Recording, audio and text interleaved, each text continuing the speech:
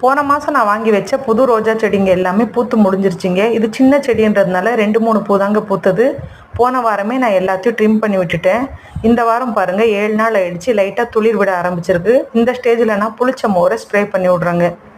இது 2வது செடிங்க, ஆரஞ்சு கலர் செடி. இதுலேயும் ஒரு 4 பூ பூத்துருச்சுங்க. இப்போ மேலே கட் பண்ணி விட்டுருக்கிற இடத்துலலாம் துளிர் வந்திருக்கு பாருங்கள். இது குட்டி செடின்றதுனால நான் லைட்டாக தாங்க ட்ரிம் பண்ணி விட்ருக்கேன் எல்லா செடியும். எல்லாத்துலேயும் இப்போ துளிர் வந்துருச்சுங்க. இது டபுள் கலர் ரோஸுங்க. இதுவும் பாருங்கள் ஒரே ஸ்டெம் தாங்க இருந்தது. இதை மேலே நான் கட் பண்ணி விட்டதுக்கப்புறம் இப்போ 2 சைடு துளிர் வர ஆரம்பிச்சிருக்குங்க. எல்லாத்துலேயும் நான் புளிச்ச மோரை ஸ்ப்ரே பண்ணி விட்ருக்கேங்க. நான் பதியம் போட்டிருந்த ஆரஞ்சு கலர் ரோஜா செடிங்க இது. இதில் ஏற்கனவே 2 பூ பூத்து 2 மொட்டு இருந்ததுங்க. அந்த 2 மொட்டும் மறுபடியும் நல்லா பூ பூத்துருச்சிங்க. இதை நான் கட் பண்ணுற வீடியோ ஷார்ட்ஸில் போட்டிருப்பேன். அதுலேயும் இப்போ நல்லா துளிர் வந்துருச்சிங்க.